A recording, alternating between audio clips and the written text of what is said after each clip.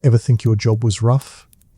Try catching babies in a freezing hut while your patient bleeds to death, and the priest outside debates whether you're a healer or a heretic. Welcome to the real life of a medieval midwife in Bohemia, where childbirth was sacred, dangerous, and politically awkward. No epidurals, no hospitals. Just boiling linen, screaming mothers, and herbal guesses. Tonight, on the Drowsy Historian, we unpack the blood-soaked, herb-scented, scandal-ridden world of 14th century Bohemian midwives. So light a candle, smother the smell with mugwort, and meet old Zdislava, our half-blind, overworked midwife from the outskirts of Kutna. Let's begin. Chapter 1.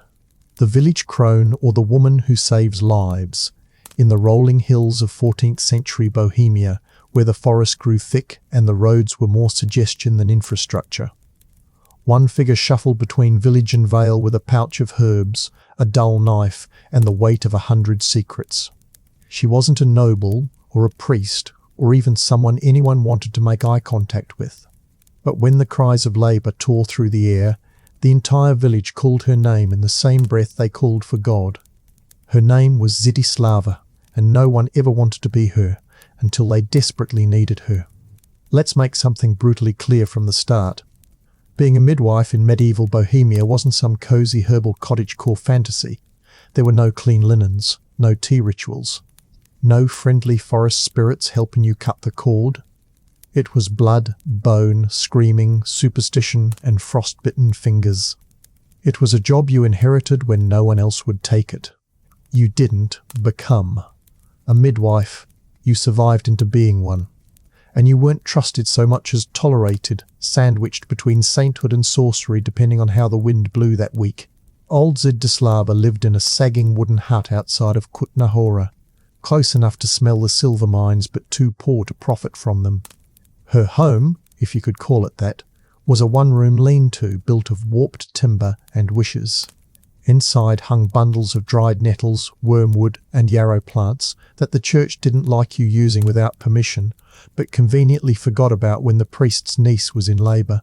She had one rusty blade, a mortar carved from ashwood, and a stool with a cracked seat used for births, deaths, and the uncomfortable moments in between.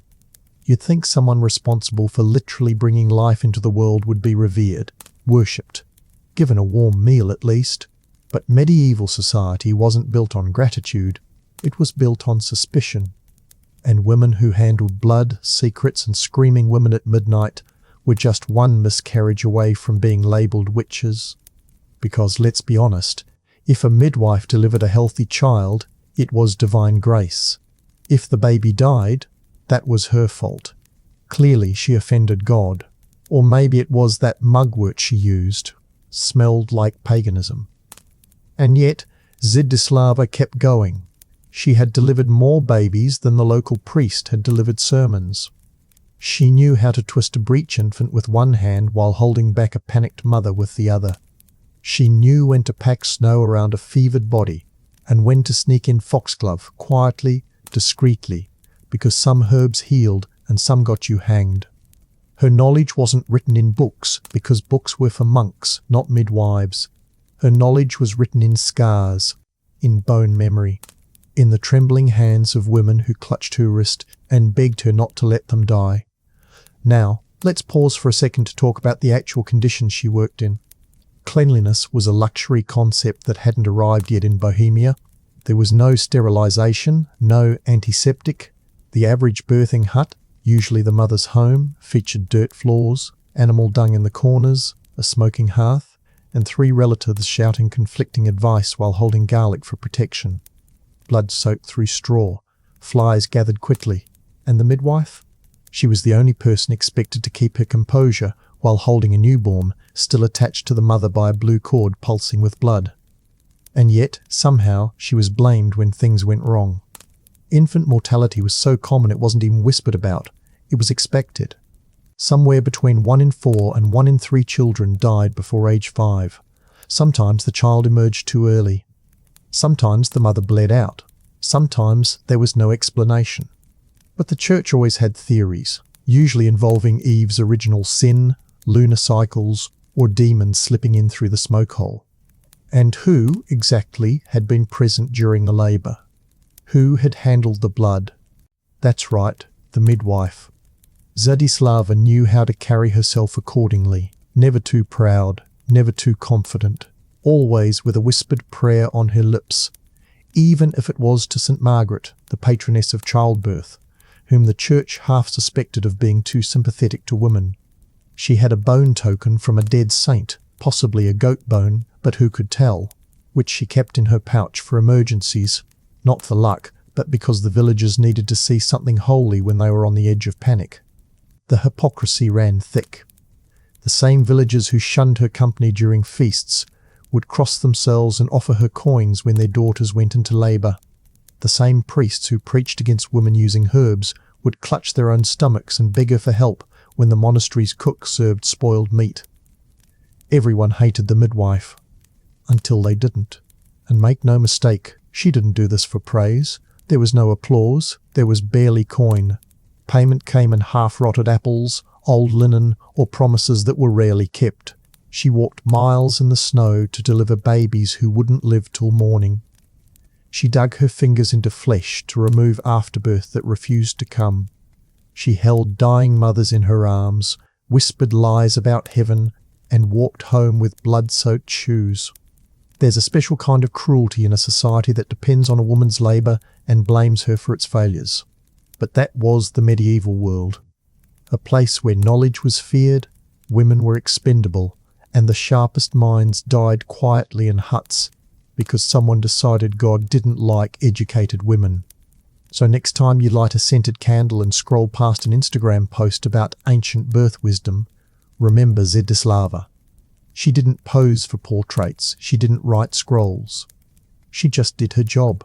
Barefoot, freezing, ignored. And the village still stands because of her. Zdislava didn't rest. There was no such thing as a day off when your entire existence depended on when another woman's water might break. Days blurred into nights, and seasons passed like fevers, sudden, suffocating, and dangerous. Winter births were especially brutal. Try squatting over a blood-stained cloth in a room colder than the outside air while your patient convulses from blood loss and her husband shouts prayers in broken Latin. That was Tuesday. If you were lucky, the child came out crying. If not, you reached for snow to shock it into breathing because there was nothing else. The village expected miracles from her, not skill miracles. And that was the cruelest part. Her decades of experience meant little when faith got in the way. If a child was stillborn, someone inevitably muttered that the stars were wrong or that sin had blackened the womb. If the mother bled to death, it was because she hadn't confessed that week. Never mind that Zdislava had begged for clean water, or asked to burn the bedding beforehand. No, it was always divine punishment. And divine punishment had a very earthly scapegoat. That scapegoat often looked a lot like an old woman with dirt under her nails and a bottle of willow bark tincture. By the middle of the 14th century, Bohemia was a strange cocktail of folklore, Catholicism, and slowly boiling fear. This wasn't some forgotten outpost. This was a region caught between tradition and reform, science and superstition, survival and suspicion. And at the centre of that tension stood women like Zdislava, who straddled the line between healer and heretic every time they walked into a home. One wrong move, one death too many, and the whisper of witch would float through the rafters. And you didn't want that label, not here, not now. Because midwives weren't just birthing babies. They were performing emergency baptisms, comforting the dying, and sometimes, though no one would ever admit it, ending a labour that had gone too long, too violently. Infanticide? That's what the church would call it. Mercy? That's what Zdislava called it when she saw a baby born, twisted, unmoving, a mother screaming, begging her to stop the suffering. There was no priest in the room, no theologian, just her, the child, and a decision no one should have to make. But someone had to. She had tools, if you could call them that. A knife with a handle worn smooth from 100 births. Twine for cutting cords, a bag of herbs that included wormwood, artemisia, saint-sane. John's wort, and a few dried pieces of mandrake root hidden in a pouch lined with wax cloth. That last one she didn't show anyone, not even her closest friend, because mandrake screamed when pulled from the earth, or so the rumours went, and carrying it could be mistaken for sorcery. But she'd seen it ease pain, slow bleeding, calm seizures, so she kept it, quietly. Because pain doesn't care what's legal, and neither does childbirth. Even the church, despite all its loud opinions, occasionally looked the other way when midwives did what needed to be done. Officially, priests were supposed to oversee all baptisms. But what about when a baby was born pale, limp, and dying before it ever took a full breath? Midwives learned to mutter the Latin formula under their breath, ego te baptizo in nomine patris, just in case. Because if the baby died unbaptized, its soul went to limbo. And limbo, while not hell, wasn't exactly a pleasant destination for a newborn. So midwives became priests for 30 seconds, and then denied it ever happened. You'd think that kind of emotional weight would break a person, and it often did. But Zdislava had long since stopped crying. She had no tears left for the things she saw. Instead, she moved from one delivery to the next with a kind of blank, weary determination that only centuries of patriarchy and unpaid labour can produce. She didn't dwell, she worked. And in between births, she prepared for the next one. That meant boiling linen with lye made from ash. It meant gathering herbs before dawn and drying them in the rafters where mice wouldn't chew through them. It meant cleaning her blade with vinegar she traded for bread. Because in Bohemia, vinegar was antiseptic, wine was currency, and bread was the only guarantee you wouldn't collapse from hunger mid-delivery. The average midwife lived in quiet poverty. Zdislava didn't own land. She didn't have a husband, at least not one who stayed. She shared her food with a limping dog and sometimes a desperate neighbour. She didn't sleep well, didn't eat regularly, and only allowed herself to sit when both her knees locked at once. Her body had long since betrayed her. Her joints ached, her back throbbed. Her fingers were permanently stained from herbs and blood, and still the villagers asked her for help. And still she gave it. Because midwives weren't just healers. They were the entire healthcare system.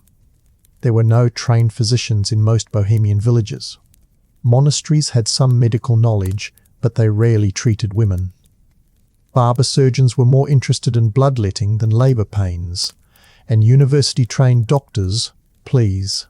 Those men treated royalty and clergy, not peasant women with torn uteruses and 3 living children. Midwives filled that gap with no pay, no title, and no legal protection. So yes, Zdislava looked like a crone. She had 3 teeth and a stoop. But that woman had more practical knowledge than half the clergy combined. She knew how to rotate a fetus. She knew what herbs would bring on labour and which ones could stop it. She could treat fever, stitch wounds, and ease grief. And she could do it all without killing anyone, usually. But heaven help her if she failed. Because when a woman died in childbirth, and they often did, it was Zdislava who got the glares. It was Zdislava who got the cold silence at the well. And if it happened too many times in one season, she knew she'd wake up to a chicken nailed to her door and the word witch scrawled in pig's blood. And the worst part? That was still preferable to being ignored. Chapter 2, Apprentice to Pain and Herb Smoke. No one was born a midwife. But in medieval Bohemia, becoming one felt disturbingly close. If a girl was lucky or unlucky enough to be born into a household with a midwife in the family, her apprenticeship began as early as the age of 7. Not in some noble hall with scrolls and lectures, but in a mud hut filled with birthing screams and the unmistakable stink of iron and afterbirth. Education wasn't granted. It was absorbed through the skin, through the air, through the sheer trauma of proximity. There were no degrees, no exams, and no certificates. If you wanted to become a midwife, you learned by watching someone older and more exhausted than you cradle life and death in the same hour. Zdislava hadn't so much chosen the path as been shoved into it. Her aunt, a legendary bone setter and unofficial midwife for 3 villages, took her in after her parents died of sweating sickness. By age 10, Zdislava had already witnessed more death than most soldiers. Not on the battlefield, but in cramped bedrooms soaked in blood and sweat. Her first training was holding the mother's knees apart during a winter birth, while her aunt dug into the woman's body barehanded to turn the child. It was slippery, violent, chaotic. The woman bit down on a leather strap so hard she cracked a molar. The baby survived barely. The mother bled for days. Zdislava threw up afterward and was slapped for wasting supper. That was her lesson for the day. The idea that birth was beautiful? That's modern propaganda. In 14th century Bohemia, it was a gamble played with the devil. And if you didn't know what you were doing, someone died. Often both. And yet, midwifery was one of the very few careers available to women in medieval society, if you could even call it a career. It didn't come with social standing, security, or salary. It came with fear, paranoia, and the constant threat of ecclesiastical interference. But it did come with power. The terrifying kind. The kind that made men nervous and clergy whisper. Because while most women in Bohemia had no say in anything, from land to marriage to faith, midwives had the power to deliver life. And the church didn't like people who held power without robes or rings. Training, if you can call it that, was oral and practical. Zdislava's aunt taught her when to administer tansy tea to bring on labour, and when it was too risky. She learned to spot the signs of a ruptured uterus, usually too late. She practiced stitching torn flesh with pigskin. There were no mannequins, no controlled environments, just pain and practice. Sometimes her learning came from disaster. When a woman died, her aunt would walk her through every step of the birth again. What they'd missed, what could have been different, what signs had been ignored. She was taught to remember her failures like saints remember sins. And oh, there were failures. Midwifery was an unregulated chaos. In theory, the church had guidelines. You needed a bishop's approval to legally perform baptisms. Some regions even insisted on licensing. Laughable when most women couldn't read and bishops only granted licenses in exchange for silver. But in practice, none of that mattered. Birth didn't wait for paperwork. It arrived in the night, uninvited and furious, demanding action. Zdislava wasn't certified, she was simply needed. And that's how most midwives came into being. Not through permission, but through desperation.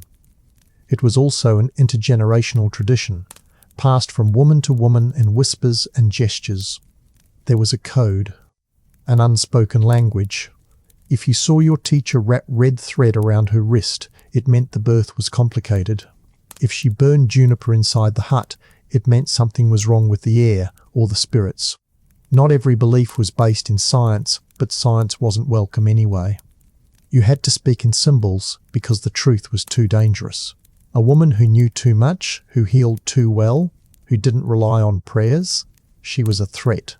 A woman who delivered 10 babies and lost none? Which? Clearly, because let's face it, medieval people were deeply suspicious of anything they couldn't control. And childbirth was the most uncontrollable act of all. Even the language used was designed to distance people from the bloody truth. Giving birth sounds gentle. In reality, it was more like surviving an internal riot. There were no guarantees. A narrow pelvis meant death. A twisted cord meant suffocation. Prolonged labour meant infection, and infection meant pus, fever, hallucinations, and burial. Midwives knew this intimately. Every lesson Zdislava learned came at someone's expense. A stillborn child. A ruptured perineum. A mother screaming she could see God already. And yet she stayed. Why? Because no one else would. Because even the church, with all its suspicion and doctrine, needed someone to do the work. Priests could lecture. Monks could copy psalms. But when a woman's waters broke, they called the crone. Zdislava grew into her role the way mould grows in damp wood. Slowly, relentlessly, and completely. By 30, her hands were already permanently curved, her shoulders hunched, her eyes hardened from smoke and sleeplessness. But her mind was sharp. She remembered every birth, every detail, every failure. The births blurred together, but the deaths stayed vivid, like bone shards in her memory. And here's the twisted irony. The very experience that made her more capable also made her more dangerous in the eyes of others. Knowledge, when held by women, was radioactive. The more babies she delivered, the more people whispered. How does she know so much? Why is she always there when someone dies? What's in those herbs she carries? There was no safe balance. Too skilled, and you were feared. Too clumsy, and you were useless. Walk the line, and you were invisible, until someone needed you again.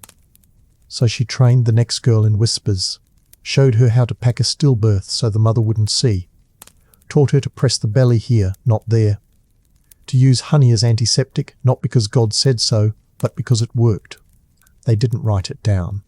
Writing things down got you noticed, and being noticed got you accused. In medieval Bohemia, midwifery wasn't a profession. It was survival with a skill set. The life of a medieval midwife was a balancing act, a permanent tightrope walk across a pit of fire and suspicion. On one side, she had desperate mothers clutching their swollen bellies and praying not to die. On the other, she had priests, men, and whispered rumours breathing down her neck. And in the middle was Zdislava, arms deep in blood, mud, and complication, trying to hold it all together with nothing but instinct and repetition. By the time Zdislava was considered experienced, which really meant old and not yet burned at the stake, her training had reached a grotesque rhythm. Births, funerals, herbal prep, whispered instruction, and sleep snatched in 15-minute increments if she was lucky. She didn't count the years anymore, only the seasons. Winter meant frostbite and stillbirths. Summer meant fevers and flies. Spring meant slippery births and road mud. Autumn was the only mercy, and even then only if the rains held off. There was no such thing as a formal curriculum for midwives. Whatever was known, whatever was effective, was passed mouth to ear, gesture to hand. There was no uniformity, no record-keeping. Each midwife was her own walking library, full of half-remembered prayers, practical knowledge, and pure guesswork disguised as tradition. Zdislava had a saying, "Everything I know, I learned from watching someone almost die." It wasn't a joke, it was a curriculum. Apprenticeships were intimate, brutal, and unavoidable. A young girl who showed an ounce of bravery during a difficult birth was often marked for life. She might try to refuse, to beg off, to marry her way out. But once the village knew she could stomach the sight of torn flesh and purple babies, they watched her like hawks. Midwives weren't recruited, they were cornered. Zdislava, hardened but not heartless, had tried to shield one girl once, a niece who was too soft for this world. The girl lasted 2 births before fleeing to a convent. She didn't last there either, because the truth was, even the convents feared midwives. Some monasteries allowed medical women to tend to fellow nuns, but even then under scrutiny. Holy women bled too, after all, and pregnancy, while officially impossible in cloisters, still found its way into the folds of habit and secrecy. Midwives weren't just village tools, they were sin's last resort. And yet despite their necessity, despite the fact that entire communities would have collapsed without them, midwives lived under a constant veil of suspicion. Not just because they dealt with blood and pain, but because they understood it. That made them dangerous. More dangerous than 1,000 sword-wielding men, because they dealt with the body in its most sacred, most shameful, and most feared state. Vulnerable. Zdislava's learning didn't come from scrolls. It came from watching skin stretch to its limit, from hearing screams bounce off thatched ceilings, from knowing which cries meant the baby is coming and which meant we're too late. Her knowledge couldn't be codified. It was lived, inhaled, and occasionally hallucinated in the aftermath of sleepless weeks. She also knew what no man was willing to admit, that birth wasn't just physical, it was political. A nobleman's wife bled out after labour.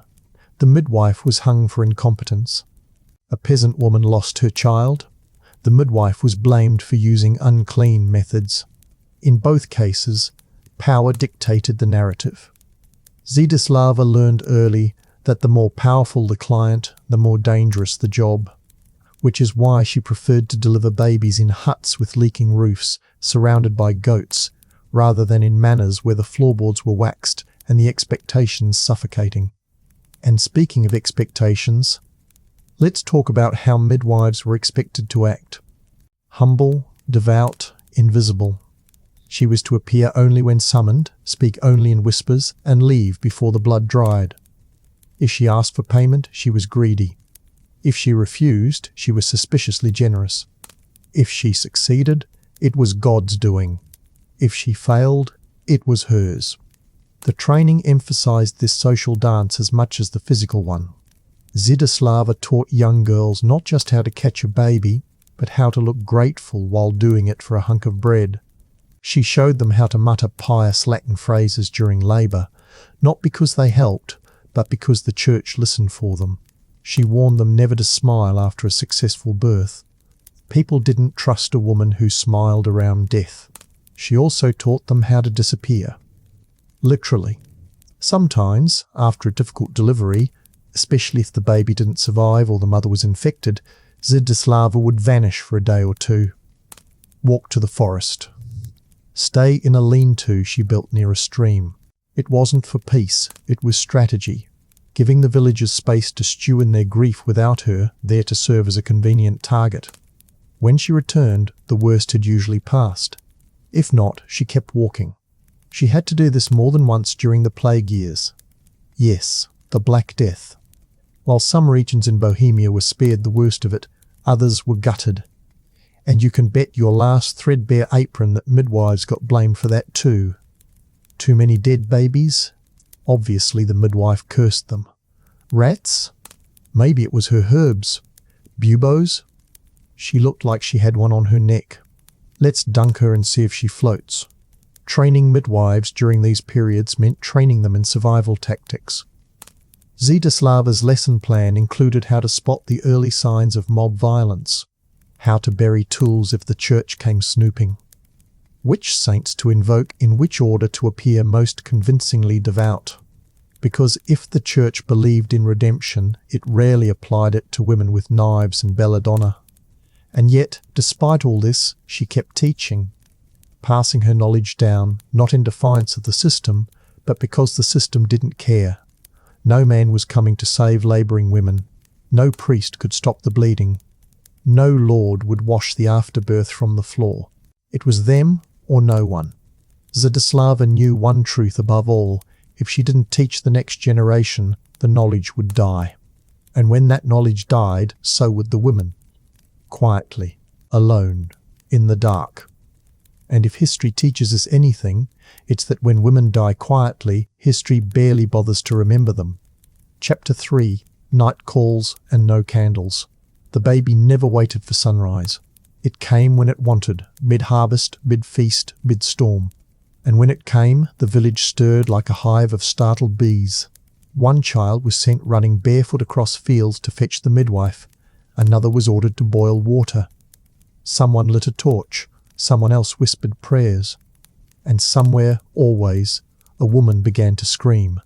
Not from pain, though there was plenty of that, but from the raw, bone-deep fear that this night might be her last.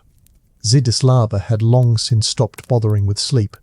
At best, she lay down for an hour, wrapped in whatever rags she could salvage, and let her eyes close. But real rest? That was a fairy tale, one she hadn't been told since her 20s.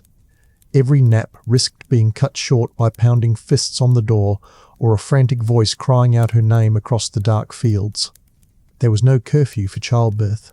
It obeyed no schedule, showed no mercy, and often came during the blackest hours, when wolves prowled, roads vanished in fog, and candles were a luxury few could spare. Travelling at night wasn't just unpleasant, it was dangerous. And yet, midwives like Zdislava did it regularly, without horse, without guard, and without complaint. Or at least, without audible complaint. She cursed under her breath with every step.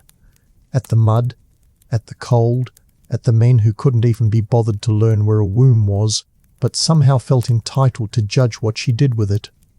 Her bag, always packed, swung against her hip, twine, cloths, herbs, small vials corked with wax. No light. Candles were expensive and torches too risky.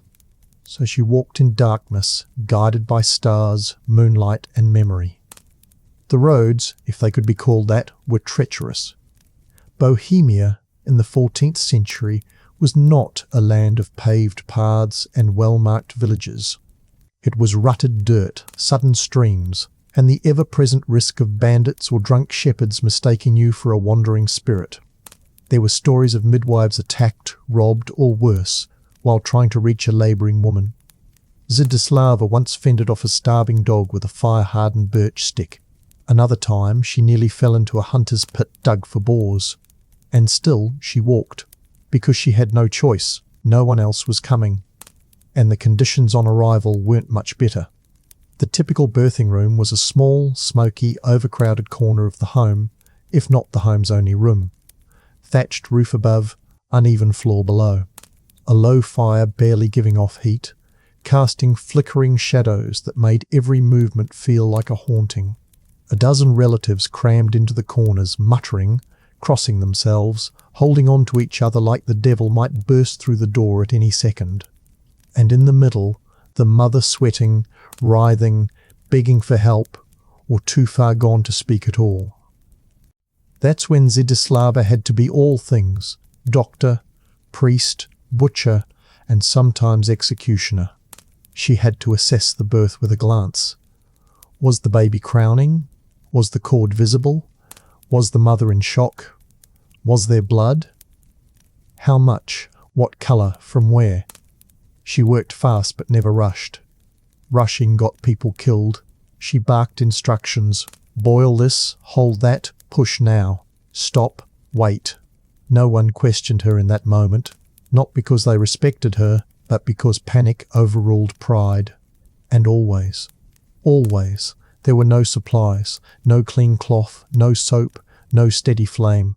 The idea of sterile didn't exist, and if it had, no one could afford it. The family might have prepared warm beer for the mother, a charm hung above the door, or some ragged holy relic to clutch during contractions. But there were no guarantees. There was only what Zdislava had in her bag, and what she could make do with. Sometimes the birth was straightforward. Painful, bloody, exhausting, but successful. The child emerged red-faced and bawling. The mother, though pale, survived. These were rare and precious moments. Zdislava accepted a crust of bread and a weak smile. She'd seen men receive land grants for less, but she took what was offered, gave quiet thanks, and limped home before the dawn dew settled. Other times, it wasn't so easy. There were nights when the baby was turned wrong, and no amount of massaging or rotating helped. Nights when the mother bled before the child even emerged. Nights when the screaming turned to silence too soon. Those were the births that stayed with Zdislava, the ones that echoed in her ears for days, weeks, years after.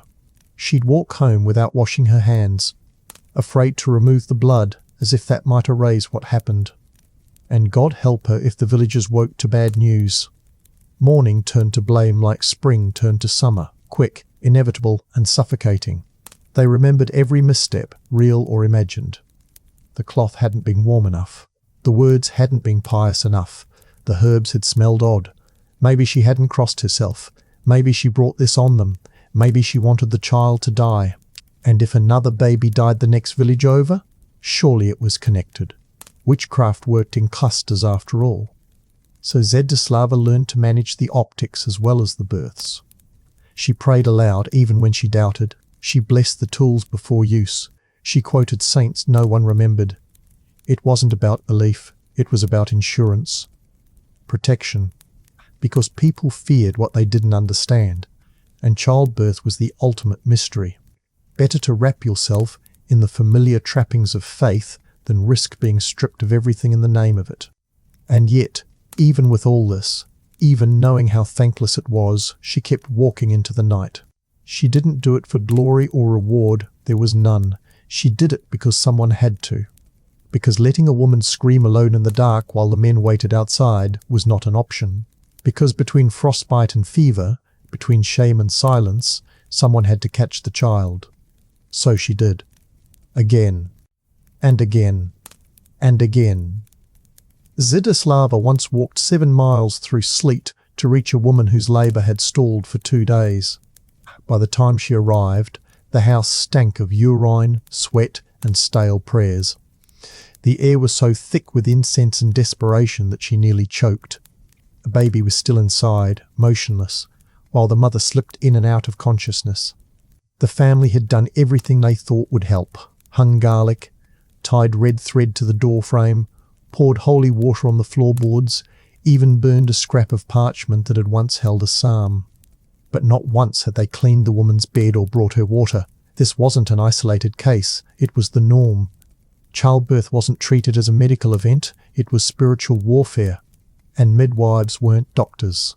They were frontline soldiers in a battle between life, death, and the unseen forces in between. The night wasn't just dark because of the absence of light. It was dark with belief, with fear, with 1,000 whispered superstitions that wrapped themselves around every groan and gasp from the mother's mouth. Superstition, in fact, ruled everything. Women in labour were told not to cross their legs, lest the baby become tangled inside. They were told not to look at fire, not to curse, not to speak the names of the dead. The presence of a cat in the room could bring bad luck. A dog howling outside was a death omen. If a storm struck while the child was being born, some believed the devil was nearby, trying to steal the soul before baptism. And what of the midwife? She was expected to know which rituals to respect and which ones to tactfully ignore, while still delivering the baby safely in a puddle of fear and chaos. Zdislava had learned to keep silent when someone scattered salt in the corners of the room. She held her tongue when they stuffed a dead mouse under the mattress to draw out the bad air. She let the women chant, let the elders burn sage or sprinkle ashes. It wasn't her place to argue. If it calmed the mother, even if only by distraction, it was worth it. And if it didn't, at least no one could say she had interfered with divine protocol. And yet, in all this ritual, all this sacred noise, the practical matters were always ignored. No one thought to warm the towels. No one prepared food for after the birth. No one arranged clean water unless Zdislava demanded it. They were so busy fighting off demons with garlic cloves that they forgot to check if the mother was still breathing. It wasn't cruelty. It was ignorance. Widespread, normalized ignorance that turned birth into a spectacle of suffering. The physical cost to the midwife? That was never considered. Zdislava's joints had long ago given up hope of repair. Her knees cracked when she crouched. Her shoulders locked up after hours of bracing women through contractions. Her eyesight flickered in the dark, not just from age, but from smoke inhalation and constant strain. And still she arrived, always on foot, always cold, always carrying the weight of a profession that wasn't seen as a profession, only a necessity. And necessity is often invisible until it fails. When things went wrong, it wasn't just a tragedy, it was a scandal. If a child was stillborn, some would whisper that the midwife had arrived too late. If the mother hemorrhaged, it was because the midwife had offended the saints. Zdislava had once attended a woman whose husband later claimed that she had let the child's soul slip away. Not because he knew anything about labour or medicine, of course, but because the midwife had not performed the exact baptismal blessing he thought he remembered hearing once from his mother's cousin. These kinds of accusations were deadly. Not always in the literal sense, though that was certainly a risk, but in the slow erosion of reputation. A midwife without trust was a midwife without work. And a midwife without work had no food, no protection, and no place in a society that already viewed her as somewhere between a parasite and a liability. So Zdislava worked harder. Not to redeem herself, she'd long since given up on redemption, but to survive. Each night call became a performance. She would enter the room slowly, allowing the family to observe her, to sniff for traces of sulphur or suspicion. She wore a wooden cross tied around her neck, though her belief in its power had faded years ago. She murmured the saints' names, like passwords: Margaret, Apollonia, Bridget. If the birth went well, she deferred credit to God. If it went badly, she left before dawn and didn't return for a week.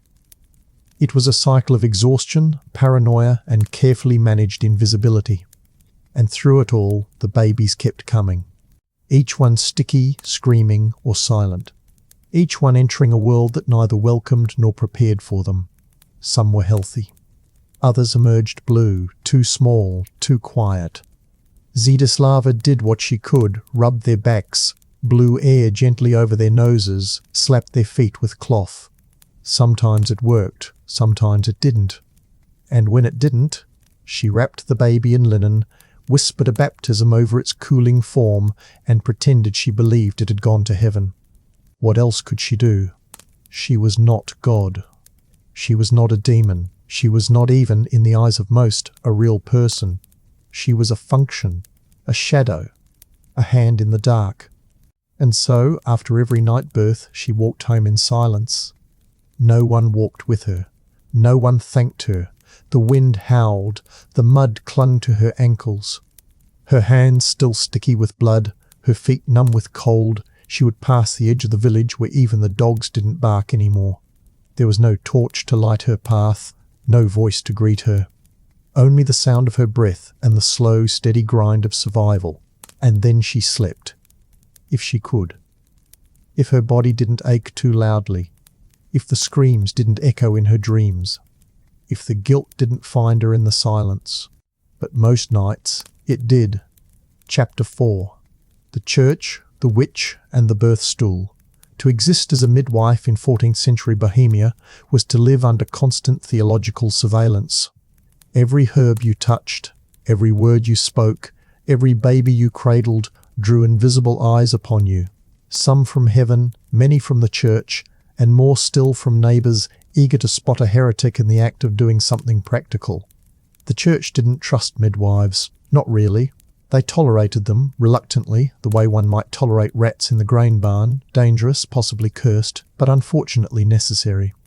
Midwives operated in the margins, legally and spiritually. Technically, they were not permitted to administer sacraments. And yet, the first person to lay hands on a newborn was almost always the midwife. Not a priest, not a monk, not even the father. It was Zdislava, kneeling in a pile of blood-soaked straw, who whispered the baptismal words into the blue lips of a silent infant. Because if she didn't, no one would. And unbaptized children were said to be condemned to limbo, forever separated from God. Theologically inconvenient. Emotionally devastating. And, quite often, entirely preventable, if you were willing to bend the rules. Which she was. Repeatedly. Zdislava knew the words, she knew the motions. She knew how to cross herself, and how to hold a child so the holy water touched just enough of its head to count. Did she believe in it? Sometimes. But belief wasn't the point. Optics were. If a child died without the rite, the blame would fall on her. Not the priest who was asleep 2 villages away, not the family who didn't send for help fast enough. Just her, with her dirt-lined nails and her bottle of ash lye mistaken for poison. The church, for all its obsession with doctrine, offered little practical help. Midwives were supposed to be licensed by a bishop, something that required money, influence, and a good relationship with a hierarchy that didn't particularly like women. In reality, most were unlicensed, including Zdislava. She had once walked 3 days to petition a bishop for approval. He asked her 3 questions, none about birth. He wanted to know if she could read Latin. She couldn't. If she knew the names of all 7 deadly sins, she guessed, and whether she had ever treated a man. When she said yes once, for a fever, he refused her license. Midwives, he said, must tend only to women and never touch a man's body. As if childbirth were some dainty, compartmentalized affair. As if a dying father clutching his stomach didn't count as human. So she returned home unlicensed, unprotected, and completely unchanged. The babies still came. The mothers still called. And the church still loomed. They were especially interested in the birth stool. For those fortunate enough not to know, The birth stool was a U-shaped wooden seat, often with handles, designed to allow the mother to squat upright during labour. It was genius. Gravity-assisted delivery, less pressure on the back, more room for the midwife to work. But to the church, it was suspect. Women giving birth while sitting up? Practically pagan. Too much agency. Too much power. Better to confine them to bed, to suffering, to silence. Zdislava had carved her own stool by hand, smoothed the edges, reinforced the legs. She kept it hidden when the wrong people were in the room. One monk had accused her of invoking ancient forces simply for using it. Ancient forces, in this case, being physics. Still, the stool worked. It saved lives. It gave mothers a better chance. And for that, it was considered subversive. You see, midwifery knowledge passed through women grandmothers, aunts, neighbours. It wasn't approved by councils. It wasn't written by men. That made it dangerous. And anything that improved outcomes without ecclesiastical approval? Witchcraft. The lines between heresy, healing, and routine procedure were paper-thin. Administering herbs to bring on contractions? Sorcery. Administering herbs to delay contractions? Also sorcery. Washing hands in vinegar before assisting birth? Suspicious. Not washing hands? Filthy. There was no winning, only navigating the ever-changing mood of a society that feared what it needed. Zdislava had been accused only once, formally. A stillbirth in the neighbouring village had spiralled into hysteria. The child's grandmother claimed the labour had been cursed. The priest, new, young, eager to impress, summoned her for questioning. She was brought before a local inquisitor who had never witnessed a birth in his life, but still felt qualified to determine what was natural and what was blasphemous. He asked about her tools, her herbs, her prayers. She answered honestly. He didn't like that. Honesty is rarely convenient for men in power. Eventually, the village priest she had treated for a rash 3 winters ago stepped in on her behalf. Said she had shown signs of repentance and served the community well despite her troubling habits. She was let go. Barely. Afterward, she burned half her herb stock, buried her stool under a pile of firewood, and didn't leave her home for 2 weeks, not out of guilt, out of strategy. This was the quiet war she fought every day, not just against infection or ignorance, but against the constant erosion of her existence by those who believed she was too dirty to be holy and too knowledgeable to be harmless. Her very presence challenged the order of things. A woman who knew life, knew pain, knew how to navigate both without asking permission. And so the church watched her like it watched all midwives. It wrote treatises warning against the overreach of wise women. It reminded communities that only men could offer true salvation, that healing without hierarchy was rebellion, that birth without blessing was sin. It's almost poetic how the ones who feared blood the most tried so hard to control those who lived in it daily. But Zdislava didn't care anymore. She baptized when she had to. She used the stool when it helped. She read the mothers, not the scriptures.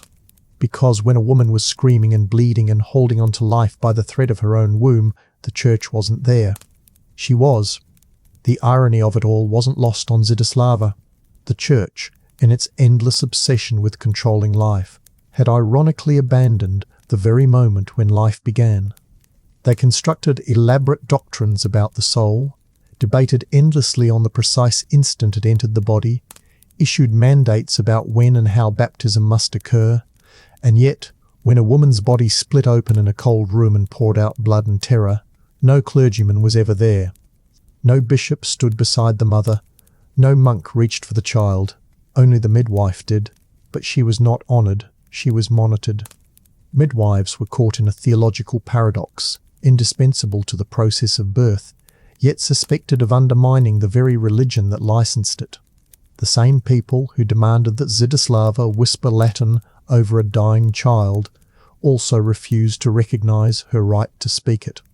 She knew just enough sacred language to perform the function, but not enough to be trusted with it. It was like handing someone a sword and then blaming them for defending themselves. This climate of suspicion weighed heavily. Every successful delivery was followed by a carefully orchestrated retreat. Zdislava didn't linger to celebrate.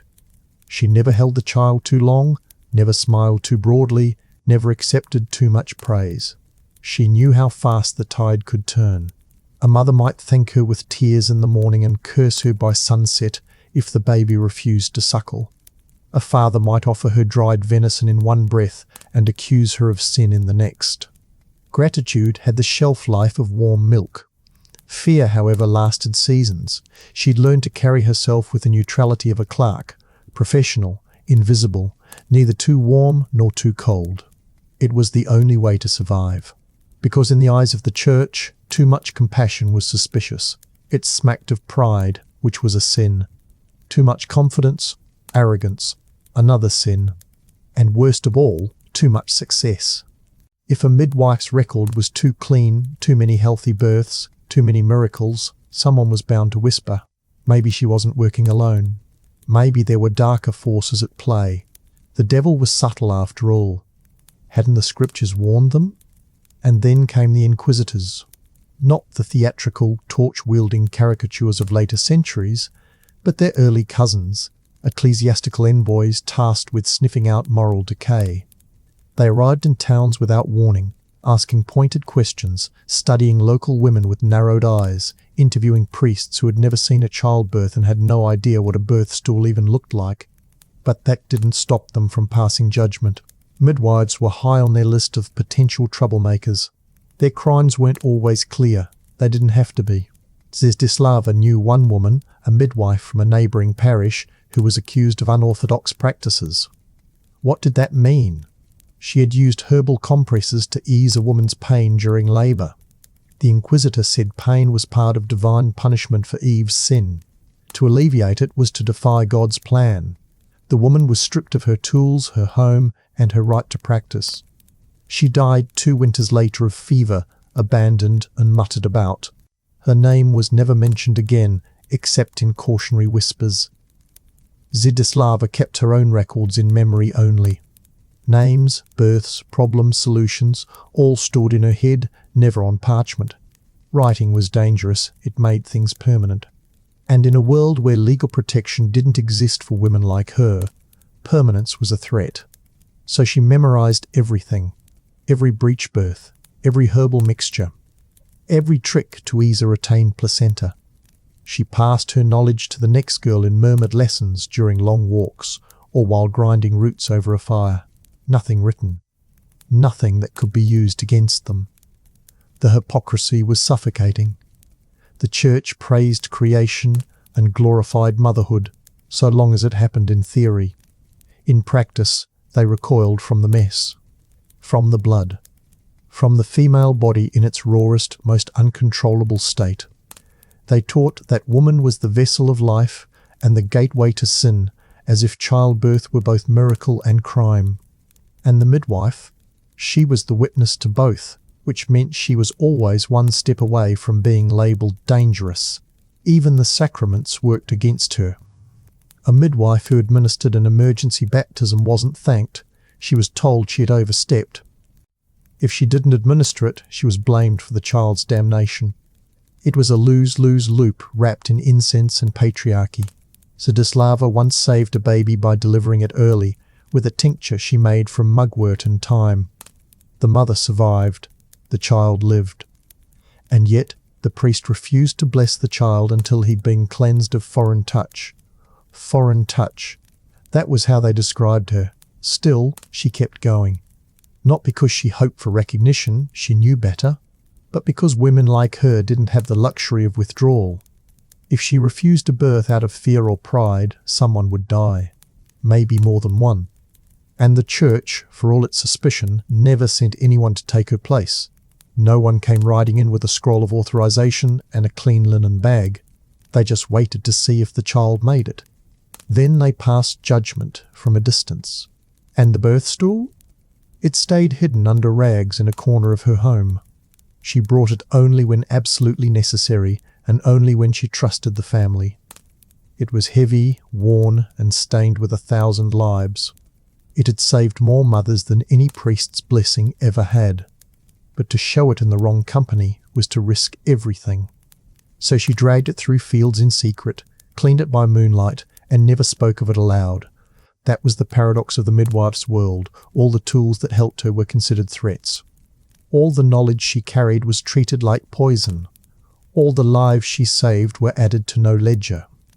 The church had no column for that. No saint's relic to honour the woman who stopped a mother from bleeding out at midnight. No feast day for the midwife who whispered comfort into the ears of a dying girl. No tithe collected to keep her warm or fed. There was only scrutiny, only danger, only silence. And still she rose every morning before the cock crowed. Not because she was holy, but because someone had to clean the mess God's hierarchy didn't want to touch. Chapter 5. Bloodletting, beer, and boiling linen. Let's be perfectly clear, there was nothing clean about childbirth in medieval Bohemia. Nothing.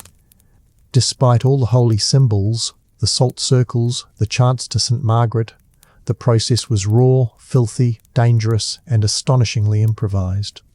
If you're imagining soft cloths, sterilized tools, and someone in a white apron humming lullabies, you're at least 6 centuries too early.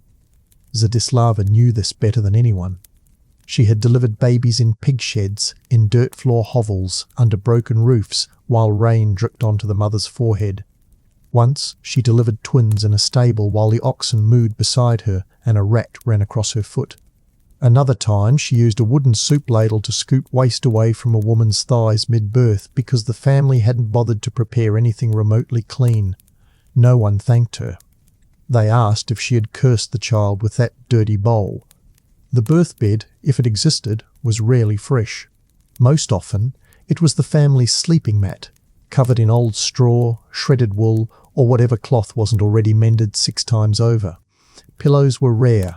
Soft surfaces were luxuries.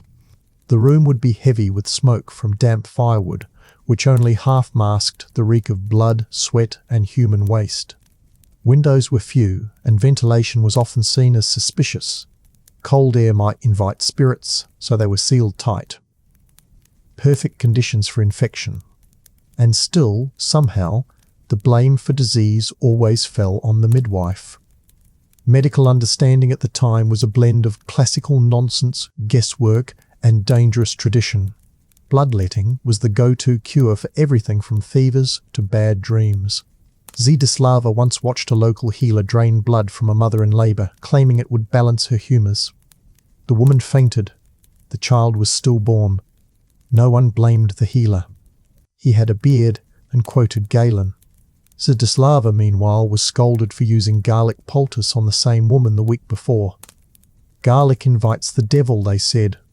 Interesting, considering it was the only thing keeping half the village from dying of dysentery. Let's not pretend there was a standard kit. Zdislava's tools were what she could carry and what she could afford, which wasn't much. A small knife, its blade blackened from years of flame cleaning. Twine sometimes new, sometimes boiled and reused. Cloths made from linen scraps soaked in lye or vinegar, if available. A few wooden spoons. A chipped bowl. Herbs wrapped in waxed cloth to keep out moisture and suspicion. Every item had 2 purposes, its medical function and its plausible explanation for when the church came snooping. Soap? Almost never. Real soap was rare and expensive. Most households used ash and lye, a crude but effective combination if you knew the right mix. Zdislava had her own recipe: birch ash, pig fat, and mountain water boiled into a gelatinous paste. It worked, but it stung like hell, especially on open wounds. No one liked it, but no one died from it either. She considered that a win. Boiling linen was one of the few things that made real medical sense, and even that was resisted. Villagers balked at the waste of fuel. Why boil cloth when a saint's blessing is enough, they asked. Zdislava stopped arguing after the 3rd time. She just did it anyway, sometimes in secret, using her own firewood. Because unlike most of the people theorizing about sin and spirits, she had to watch the wounds fester when they didn't. Beer was another tool. It wasn't medicinal in itself, but it was safe. Safer than water, certainly. The local well was often a bacterial swamp disguised as a miracle. Fermented drinks had the advantage of being boiled and sealed. Zdislava often encouraged her patients to drink warm beer before labour, not to get drunk, but to hydrate and calm their nerves. It also kept them from drinking river water, which could cause more problems than a breech birth. And speaking of breech births, let's address how those were handled. There were no ultrasounds, no prenatal checks, no warning until it was too late.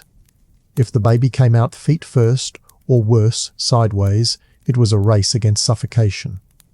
Zdislava had to act fast. No gloves, just her bare, scrubbed hands that might have been rinsed in lye an hour earlier and were still cracked and stinging. She'd reach in, maneuver the infant by feel, sometimes dislocating a shoulder or rib in the process. She didn't want to. She had to. Because if the baby got stuck, the mother died. If the mother panicked, both died. And if they died, Zdislava might die too by rope or fire or freezing exile. Pain management? Don't make me laugh. Women were expected to scream, to suffer, to atone for Eve. Pain was considered holy, necessary, redemptive, which was convenient because no one had any way of relieving it. Zdislava could offer chewed willow bark or a compress soaked in poppy broth. But if the priest caught wind, she'd be accused of numbing divine punishment. Labour is penance, he once said, as if he had any clue what it felt like. The church loved to moralise pain, as long as it happened to someone else. And through all this, she kept going. She cleaned the cloths in scalding water, laid the mother on straw lined with sage, crushed dried rose hips into powder for fever. She sharpened her blade on stone, soaked her hands in vinegar, and begged the saints to look away when she used mugwort to stop a hemorrhage. She stitched perineal tears with horsehair thread and prayed the infection wouldn't come. Because when it did, it was slow and merciless. Puerperal fever. What we now understand as postpartum infection was the unseen killer in the room. It came quietly, hours or days after birth, announced only by sweating, chills, and a sudden hollow look in the mother's eyes. There was no cure, only hope. And when that hope died, so did the midwife's reputation. It didn't matter that she had used the cleanest cloths, the sharpest blade, the softest hands. It didn't matter that the mother had been half dead already, the funeral bell still tolled, and the finger still pointed. There was no court of appeal, no second opinion, no evidence. Just grief and rage and the convenience of a woman already deemed strange for knowing too much. Zdislava endured it in silence, because silence was safer, cleaner, and because no one would listen even if she screamed. There was a particular kind of quiet that followed childbirth, not peace, never that, but a slow, sticky silence that filled the room after the crying stopped, whether it was the baby's or the mother's. The aftermath wasn't some radiant, joyful glow like the ones painted in illuminated manuscripts. It was blood on the floor, urine-soaked straw, cracked lips, and linen so stiff it could stand on its own. Zdislava would look around the room, dishevelled, stained, reeking, and wonder how this chaos ever came to be romanticised. If the birth went well, the clean-up fell to her. If it went badly, she disappeared before the finger-pointing started. What made the mess worse wasn't just the lack of hygiene, it was the utter disinterest in even trying. Bohemian villagers weren't ignorant because they had no options. They were ignorant because they were taught that bodily filth was either holy or inevitable. Mothers were instructed to lie still for days without bathing. The water might shock the womb, they said. Washing might anger spirits. Or worse, it might encourage vanity. A pale, shivering woman on blood-stained cloth was considered safer than one warmed and cleaned with scented water.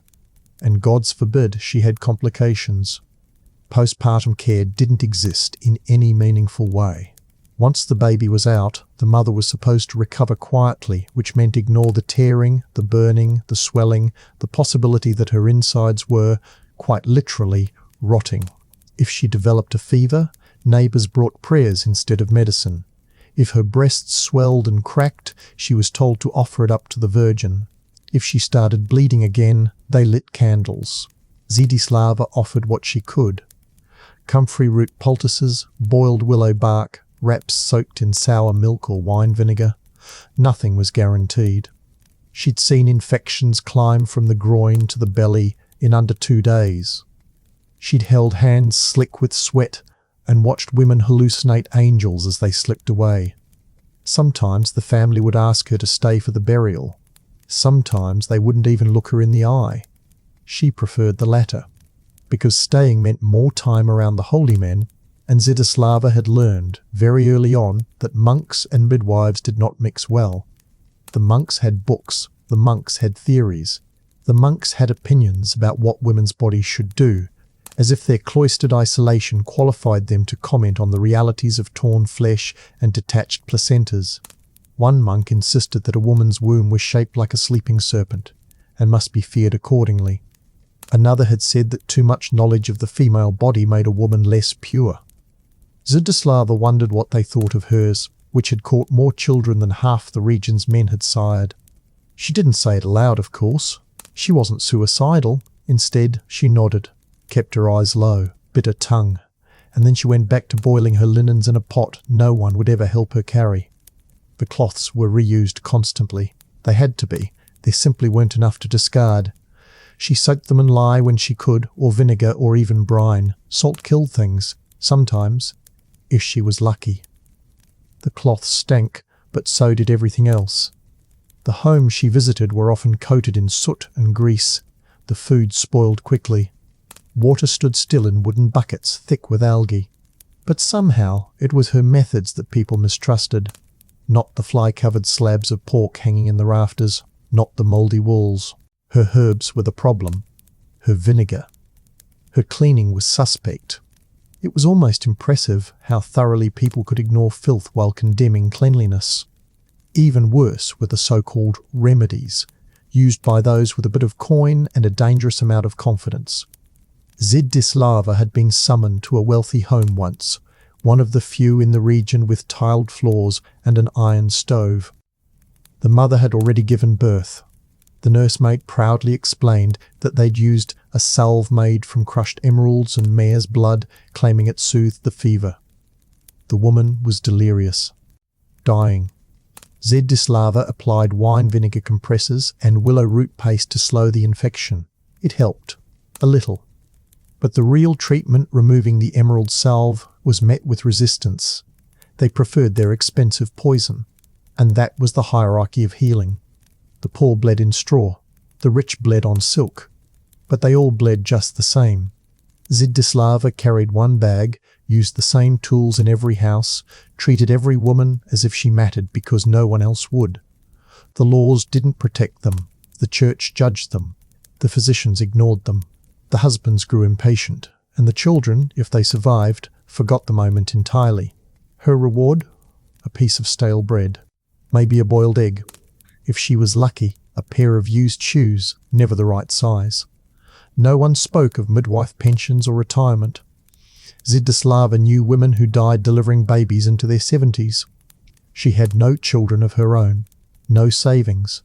Her hands were starting to shake, her knees clicked when she walked. She was slower now, and slower meant riskier. She wondered how many more winters she could handle, walking miles on frostbitten feet just to be blamed for something no one understood. And still, when the knock came, she answered. Even when it was cold, even when she hadn't eaten, even when her last patient's family hadn't let her wash before leaving. Because that's what it meant to be a midwife. You bore the filth, the guilt, the blame, and the silence. You carried the burden so the others could pretend that childbirth was divine and beautiful and blessed. It wasn't. It was screaming and blood and split skin and linen boiled in lye until your hands bled too. But Zdislava kept going, because for all the ignorance, for all the danger, for all the superstition that wrapped childbirth like a shroud, there was still something sacred about dragging a mother and her baby back from the brink with nothing but your fingers and your will. The church never understood that, but she did. Chapter 6. The baby lived, the mother didn't. There was something especially cruel about a baby's first cry echoing in a room where the mother would never breathe again. The sound was too bright, too alive. It pierced through the smoke and sweat like a bell tolling for someone who wouldn't hear it. and for Zdislava, that sound came too often. In a profession full of uncertainties, maternal death was the only constant. It arrived slowly or suddenly, with or without warning, but always with the same weight. One body living, one body still. In those moments, the room became a theatre of confusion. The child squirmed, the grandmother wailed, the father stood in the doorway like furniture, silent, stunned, helpless. And Zdislava? She did what she always did. She wiped the child clean, wrapped it in whatever cloth wasn't soaked in blood, and handed it to someone whose hands wouldn't stop shaking. Then she turned back to the mother, feeling for breath she already knew wasn't there. It was never dramatic. There were no gasps, no final words. Just a slowing pulse, eyes that stopped focusing, skin that cooled even as the child warmed. Sometimes the woman bled out, sometimes she went into convulsions, sometimes she simply went. No one ever explained it. Not properly. The priests called it God's will. The men called it bad luck. The midwife was told, in a dozen sideways glances, that maybe she hadn't done enough. But she had. Zdislava had done everything, turned the baby, soothed the mother, used every herb, every poultice, every whispered prayer she could remember. She'd crushed poppy seeds with her bare fists when the mortar broke, sewn torn flesh in the dark, poured vinegar on open wounds. She'd gone without food, without sleep, without thanks. And still, the mother died. The mother always died. And every time, Zdislava waited for the moment when grief turned outward.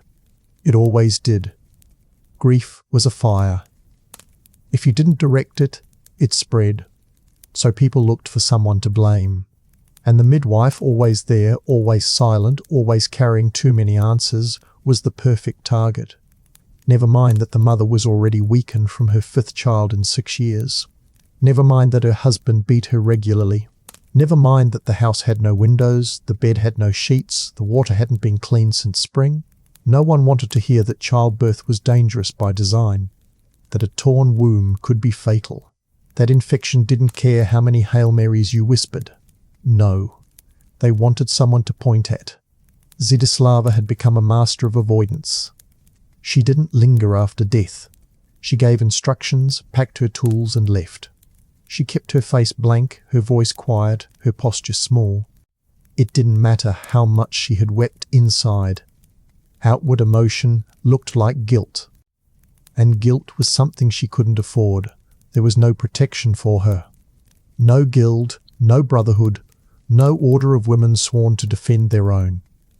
Midwives weren't a network. They were solitary figures, scattered across the land, bound only by necessity and fear. If one fell, the others watched in silence and adjusted their behaviour accordingly. Zdislava had watched 2 disappear in one winter. One was accused of using unholy herbs. The other had too many stillbirths in a row. They were gone by spring. No trial, no grave. Just a void and a lesson. So Zdislava adjusted. She stopped using certain herbs in public. She recited more prayers. She let the priest see her weep. She even let him place a charm on her bag once, some string of Latin nonsense, meant to purify her practice. She played the game, because playing meant surviving. And survival was the only win midwives were allowed, but the deaths still haunted her. They always did. There was one that never left her. The mother who died holding Zdislava's wrist. She'd been young, barely 16, her skin still soft from girlhood. The baby came fast, too fast, tearing its way into the world with a force that left everything broken behind. Zdislava had barely caught the child before the mother collapsed. She pressed herbs to the wound, poured wine, whispered every saint's name she could remember. Nothing worked. The girl's grip loosened. Her last words were, "Is he okay?" And yes, the child was okay. He grew, thrived, became the boy who threw stones at Zdislava's door 3 years later and shouted that she was a witch. She never told him who he was. Because that's what this job required, bearing the weight of memory without the comfort of acknowledgement. She remembered every mother, every death, every wound she couldn't close. But no one remembered her. She was a shadow, a tool, a necessary evil. They let her into their homes, but never their hearts. And the hypocrisy? It burned like fever. When the baby lived, it was a miracle. When the mother died, it was her fault. When both survived, they praised God. When both died, they blamed the woman who was still covered in their blood. She couldn't win. She wasn't supposed to. The system wasn't built for her to succeed. It was built for her to serve, then disappear. Even the burials were a slap. The priest spoke of divine plans. The villagers cried and quoted scripture.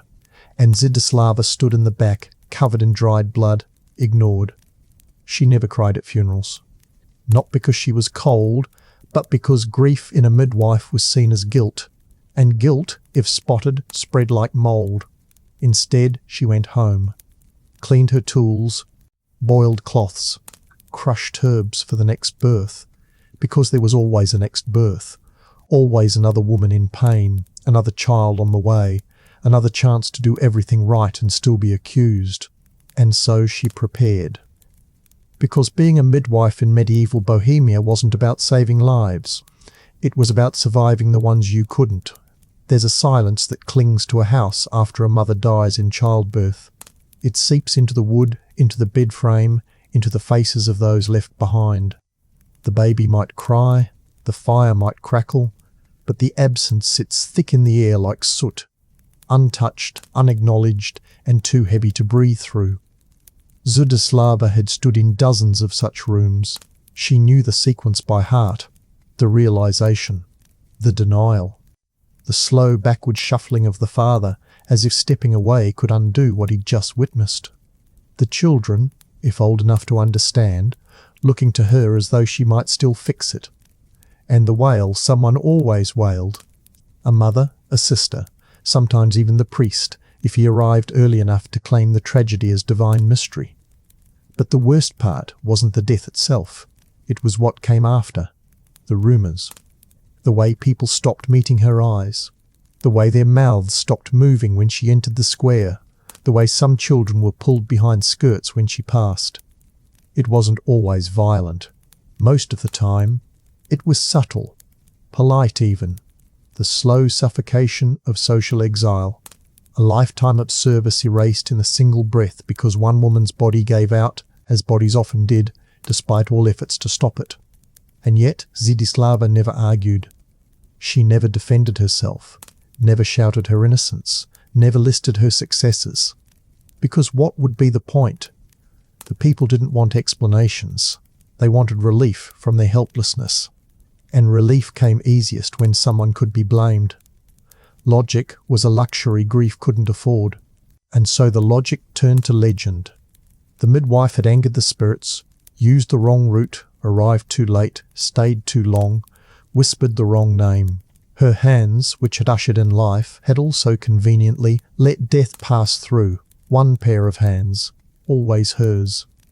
There was no formal inquiry, no investigation, only whispers. And whispers were harder to fight than swords. Zdislava tried once, just once, to confront a family directly. A mother had bled out after a grueling labour. Zdislava had done everything, including reaching into the uterus to remove a torn piece of placenta. She'd worked in silence, with the steadiness of someone who knew panic would kill faster than blood loss, but the woman was already weak, the house too cold, the cloths too dirty. She died an hour after birth. The child lived. And the next morning, the woman's brother spat at Zdislava's feet and muttered, "Better if you had died in her place." She said nothing. She didn't return to that village again. Instead, she carried the weight alone, in the solitude of her hut, where the walls leaned with the wind, and even the rats gave her space. She kept a tally in her mind, not of the deaths, but of the moments she almost saved someone. The births where she made the right decision, but it didn't matter. The tears that clung to her sleeve, the names she wasn't allowed to say aloud. Some nights she whispered those names to the fire like prayers or curses. She couldn't tell anymore. Grief, when you're a midwife, is a private affair. You don't get to mourn openly. You don't get casseroles or condolences. You get silence and judgment and the next knock on the door. because no matter how many deaths she bore, the living still needed her. The cycle didn't stop. A child was born, a mother died, a priest preached. A new belly swelled in the village, and suddenly Zdislava was needed again. They didn't forget, but they set their fear aside when desperation called. The same people who whispered witch on Monday would beg her for help on Wednesday, and Zdislava, because she had no choice, would go. She often wondered what would happen if she stopped, if she left Bohemia altogether, disappeared into the forests or the mountains. But then what? Who would come when the next woman cried out in the night? Who would catch the child when no one else would touch the blood? She knew too well what absence looked like. She'd seen births go wrong in her absence. Women tearing themselves apart while their neighbours stood wringing their hands.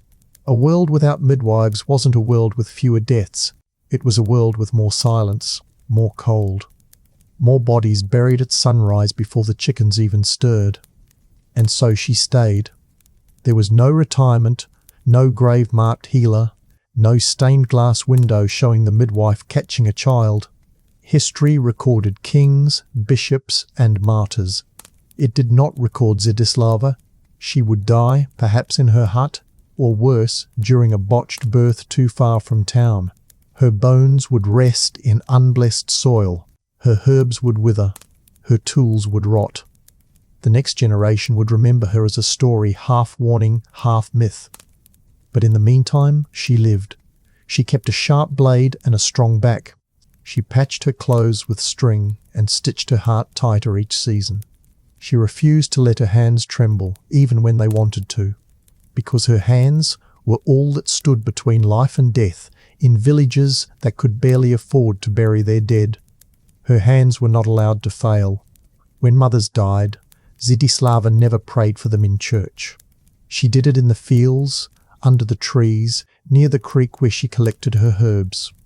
She murmured their names into the soil, fed their memory into the earth where something might grow from it, something softer, something not poisoned by guilt and judgment and half-baked superstition. It was the only way she knew to honour them without risking her life. And the babies? Some thrived, some didn't.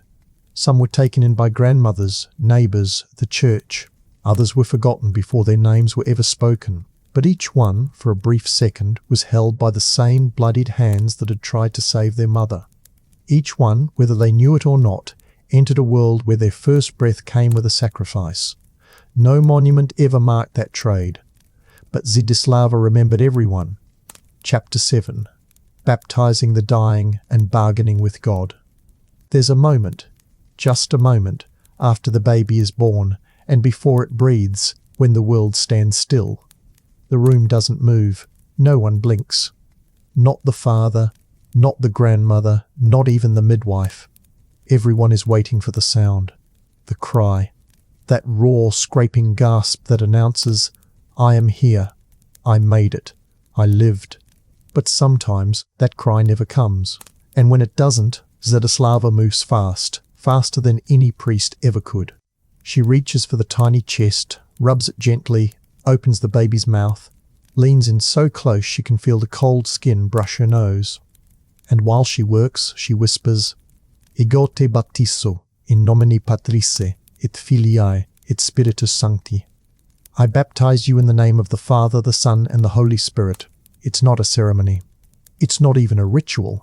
It's a gamble. A whispered plea into the void. Because if the child dies unbaptized, its soul is said to drift forever, not in hell, but in limbo, a no-man's land of forgotten grace.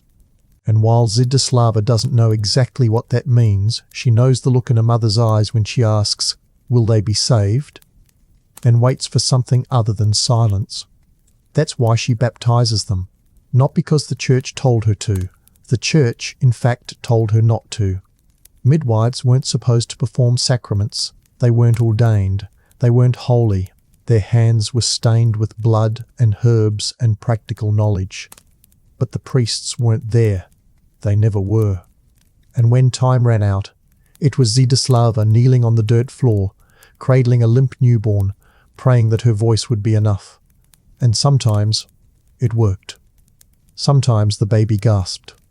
A shudder, a cough, a single choking breath. And then the room exploded. Laughter, crying, prayers, gratitude hurled at God while Zdislava stood off to the side, forgotten again. Other times, the silence remained, and the child was buried the next day in a tiny box without a name. She hated those moments, not because of the death she had long made her peace with death, but because of the questions that came after. The priest, the father, the aunts, did you baptize it? And if she said yes, they would ask how. With what? What words? Was there holy water? Did she touch the head? Did she speak the full formula? As if any of that mattered when the child's heart had already stopped. But it did matter, to them, because theology filled the holes that reality tore open. And midwives, by doing what needed to be done, constantly ran the risk of doing it the wrong way. Zdislava had learned to carry a small vial of blessed water stolen from the church font years ago. It had long since dried out, but she pretended to use it anyway. The gestures mattered more than the truth. The church never officially recognized these emergency baptisms. Not if they came from women, but they didn't outlaw them either. That would have required acknowledging how essential midwives were, and that was something the hierarchy couldn't stomach. Better to look away. Let the women do the dirty work, and then scold them afterward for not being holy enough while they scraped blood off their aprons. There was a particular pressure in those seconds between birth and breath. Zdislava knew the signs: a baby born too blue, limbs limp, eyes closed too long, cord wrapped around the neck like a noose from the womb itself. That was when she whispered the formula, not just to comfort the family, but to protect herself. If the child died, at least she could say she had baptized it. It gave her a shield, however paper thin, because no one wanted to believe their child had died outside of grace. And yet, even when she did everything right, it sometimes wasn't enough. She had once baptized a child, breathing, blinking, screaming, and the family, in a panic, still called the priest to do it again. Just to be sure, they said, as if her touch had contaminated the rite. The priest, of course, didn't object. He rebaptized the child in front of everyone, muttering about proper rites while Zdislava stood at the edge of the room, her hands still wet, her jaw locked so tightly she couldn't speak. That was the insult. The repeated baptisms.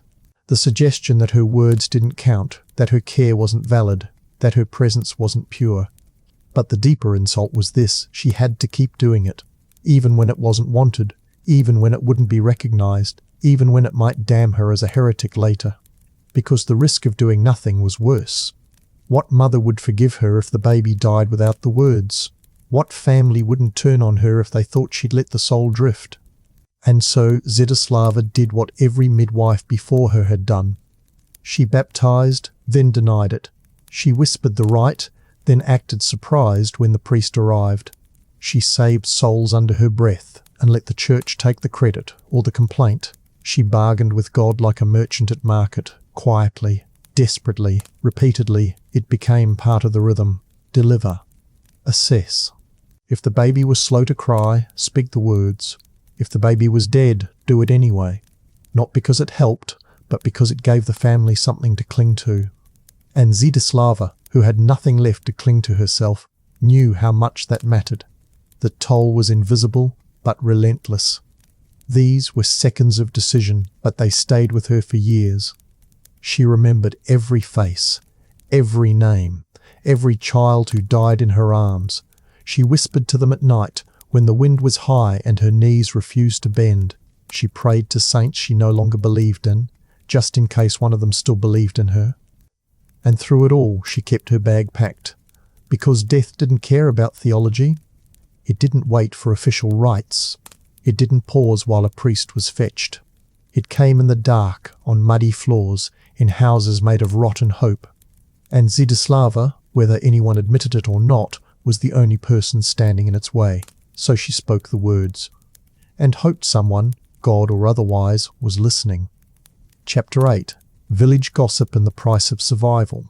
In medieval Bohemia, walls had ears, fields had eyes, and every bucket drawn from a well came with a story attached. Gossip wasn't just a pastime, it was a currency. And few people were watched more closely than the village midwife. Not because she was glamorous or powerful, but because she knew everything. Or at least, that's what they assumed. And in a place where knowledge was often more dangerous than ignorance, being known as the woman who knew too much was a perilous position. Zdislava didn't seek secrets. They were simply part of the job.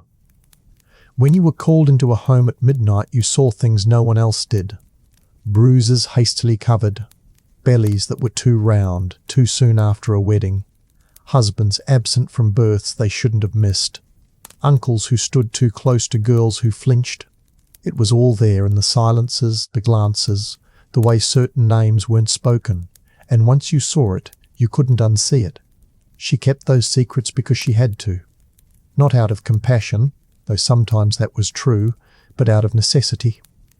Information, in her hands, was volatile.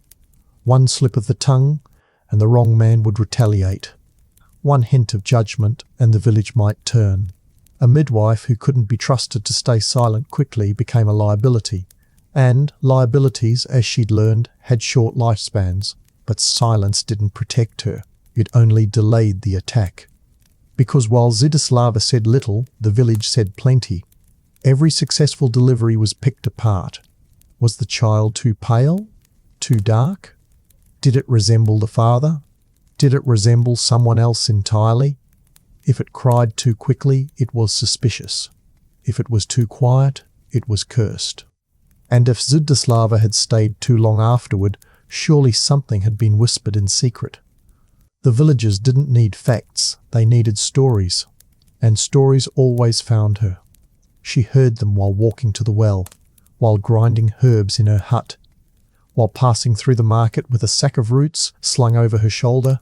They followed her like flies, persistent, mindless, buzzing, just loud enough to remind her that she was never really alone. Some days, she was accused of knowing too much about miscarriages. Why would a midwife know how to end a pregnancy unless she had done it? Others suspected her of not doing enough. She could have saved that child, she just didn't try hard enough. Both couldn't be true, of course, but logic was rarely welcome in places where grief and suspicion were house guests. The worst part was how easily friendship turned to surveillance. Women who once embraced her after births now watched her carefully at the festival. Men who praised her one week would glare the next if their wives spoke to her too long. Even the children noticed. Some called her witch in passing, too young to understand what the word really meant, but old enough to sense that she was somehow wrong. And yet they needed her. That was the paradox. They needed her when their daughters began to swell too early, when a mother bled between cycles, when the local priest's niece began to faint every morning and no one dared say why. In those moments, Zdislava was welcomed behind closed doors. She was handed cups of broth, given old blankets, whispered to in the dark, and once the crisis passed, the door was shut. The smiles disappeared, the distance returned. She became, in effect, a living confession box. But unlike the priest, she offered no absolution, only silence. And while her silence protected them, it also isolated her. She carried their secrets like stones in her pockets. The weight slowed her, but she dared not put them down, because some of those secrets were dangerous. There were women in the village, married, unmarried, young, old, who had asked her in desperation for something that might end the worry. They never used the word. No one did. But she knew what they meant. A tea, a powder, a root, something to make the bleeding come. Sometimes she helped, quietly, cautiously. Only when she trusted the woman not to speak, and only when she knew the risks were lower than the consequences of carrying the child to term. It was medicine. It was mercy. It was illegal. If discovered, she would not be questioned. She would be executed. So she masked the treatments. She gave sleeping draughts that were never mentioned again. She offered compresses for stomach cramps that solved more than one problem. She never named the ingredients, never explained how the body could be nudged just far enough to undo what had already begun. And afterward, the women would nod, briefly, silently, and avoid her in public for months. It wasn't gratitude, it was self-preservation. Zdislava understood. She wasn't bitter. She couldn't afford to be. Bitterness made you careless. And careless midwives ended up on the wrong end of a pitchfork or an inquisition, but the cost was growing. Not just physically, though her hands ached more each day, but emotionally. Carrying the lives, the deaths, and the sins of 100 people was exhausting. She had no one to confide in. No one who could hold her stories without turning them into weapons. So she began talking to the trees, not loudly, not madly, just softly, like reminders to herself. She'd name the herbs as she picked them, whisper the names of children long gone. Sometimes she said things she hadn't said aloud in years, just to hear them spoken, just to feel like someone knew, because secrets rot in silence. And Zdislava was full of them. There is a certain loneliness that only comes from being trusted in secret and distrusted in public. Zdislava lived in that hollow space, where every whispered confession was followed by cold stares in daylight. She was the one they summoned when blood came too early, when labour came too late, when a girl cried for hours with no words and a belly no one dared mention. She saw more than the priest, heard more than the magistrate, and knew better than to speak of any of it. But even silence became dangerous. The moment she chose not to speak about something, about a pregnancy that vanished overnight, about a husband's hands that left bruises, about an infant that never cried, people assumed she had taken a side, that she was protecting someone, that she knew too much and chose to do nothing. The truth was, she chose survival. Because truth, no matter how noble, didn't keep you fed. And in Bohemia, it certainly didn't keep you alive. There were rules to this silence, unspoken, unwritten, enforced by suspicion and fear. Rule 1, never look too curious. Rule 2, never ask why a child looks nothing like its father. Rule 3, never suggest that you helped with something other than birth. And Rule 4, the most important of all, never give the same favour twice. Help a woman once, and she owes you. Help her again, and she fears you. Help her a third time, and she tells others you're dangerous. Zdislava had learned this the hard way. She once helped a young woman, barely married, with a brew meant to settle the womb. The girl returned 3 moons later with another request. Zdislava hesitated, not because she didn't want to help, but because she knew where this led. She gave her something milder. The girl wept in frustration and left. Weeks later, she miscarried violently. Her mother blamed Zdislava, called her the poison woman, whispered it at the well, in the fields, in the ears of every man who already distrusted the woman with too many herbs and too few smiles. And so Zdislava adjusted again. She stopped giving remedies that worked too well, started offering only half solutions, just enough to soothe, never enough to implicate. It was the only way to walk the line between necessity and notoriety. But the line was razor thin, because knowing things about bodies, about births, about sins wrapped in linen meant you were watched, not officially, not by men in robes with scrolls and seals, but by the village itself. The same people who asked for your help also measured your steps. They noted who you visited, how long you stayed, whether your bag looked lighter coming home. They asked questions without asking them. How is Marek's wife? Was it a hard birth? Did the child look strong? And if you answered wrong or didn't answer at all, the silence was replaced by stories. Zdislava once refused to answer a woman's question about a local marriage. She didn't know the answer, or if she did, she wasn't about to share it. A week later, a rumour reached her through her apprentice that Zdislava had been seen collecting blood during the last birth, that she was keeping it in jars, that she used it to brew potions. She had no jars. She could barely afford cups. But facts were irrelevant when fear had a foothold. So she did what all midwives learned to do. She fed the gossip just enough truth to make it lose its bite. She placed dried herbs in her window, not because they needed the sun, but because it looked normal. She greeted people first, even when they avoided her. She left her door open during the day. Let them see the inside of her hut, the tools, the cloths, the herbs neatly hung. Let them see nothing they could twist into nightmare, because secrecy breeds suspicion. But transparency made you vulnerable, and Zdislava had no armor left. The weight of knowledge wore her down in ways the births never did. Catching children, even in blood and pain, gave her a strange, brief clarity, a moment where she knew she was useful. But afterward, when the crying stopped and the room cleared, that clarity faded, and in its place came the questions, the glances, the tests. Did she know who the real father was? Had she helped end a life? Did she speak with spirits?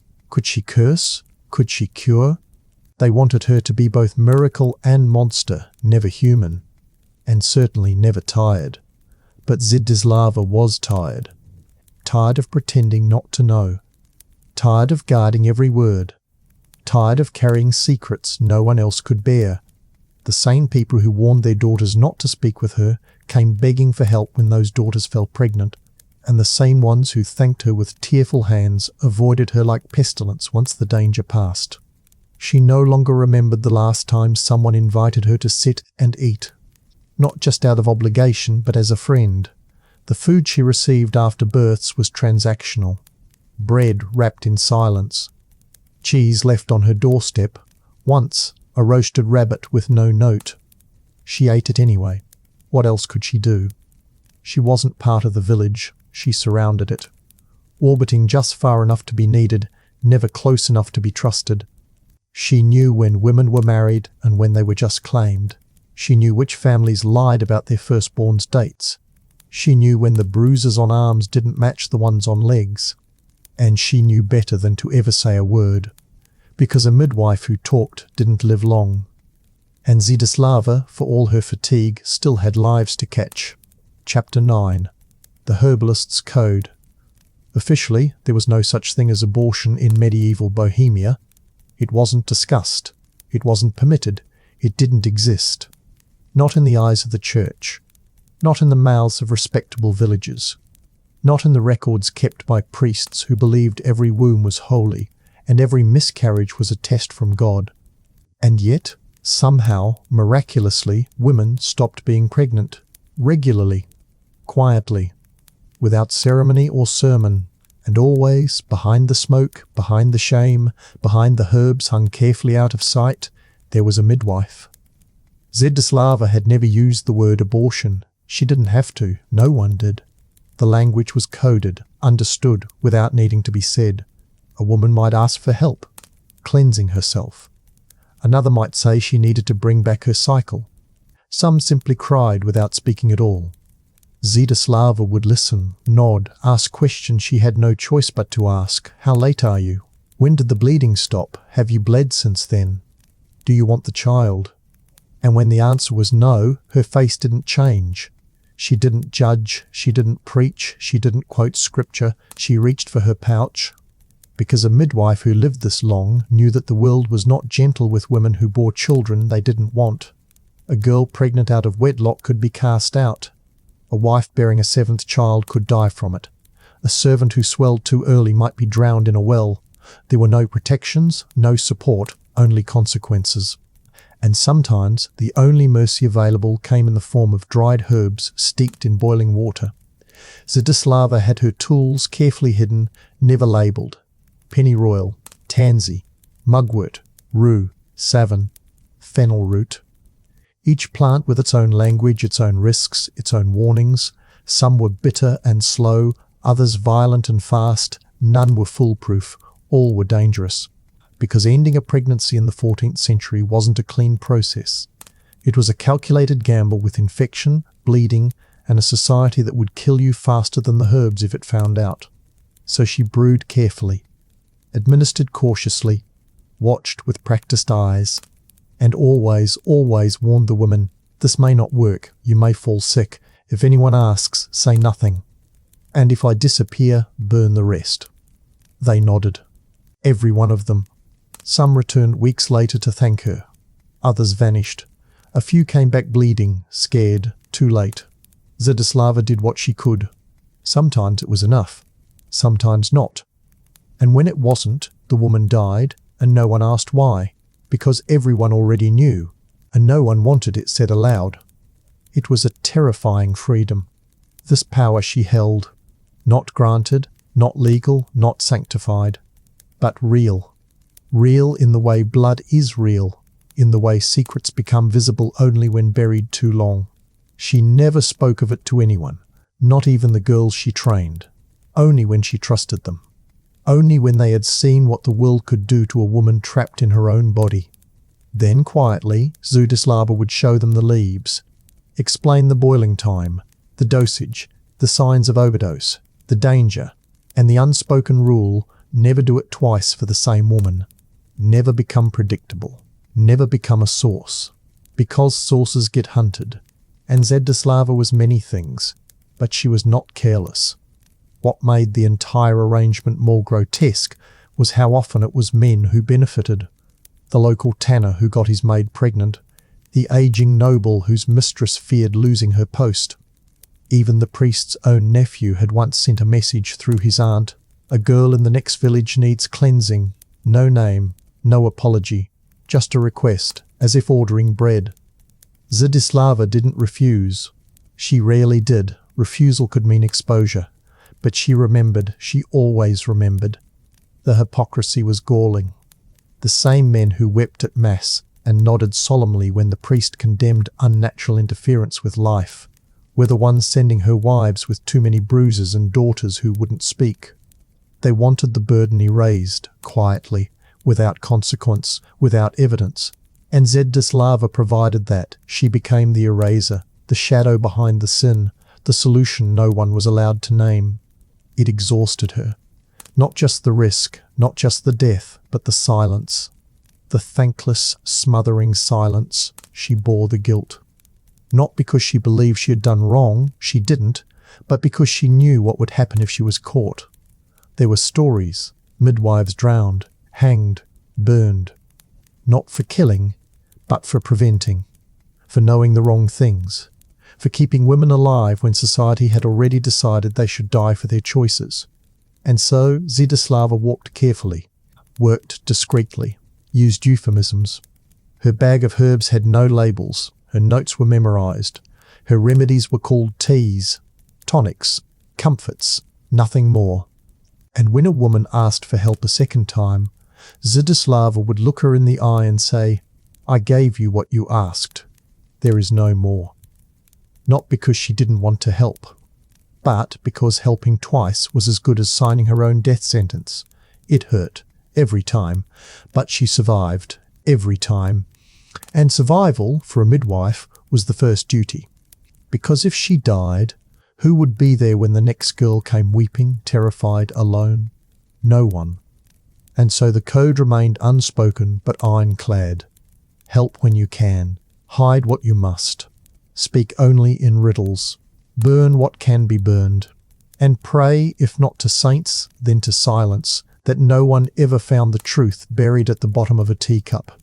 Zdislava often wondered what the saints would say if they walked a mile in her shoes, if they waded through blood in the dark, crouched in corners reeking of old fear and mould, and were handed a trembling hand in exchange for a whispered request to undo the one thing the church said must never be undone. Would they still call her a sinner? Would they still call her impure? Or would they finally understand that survival isn't always holy? And mercy, in her world, came dried, boiled, and sipped with shaking hands? She never got an answer.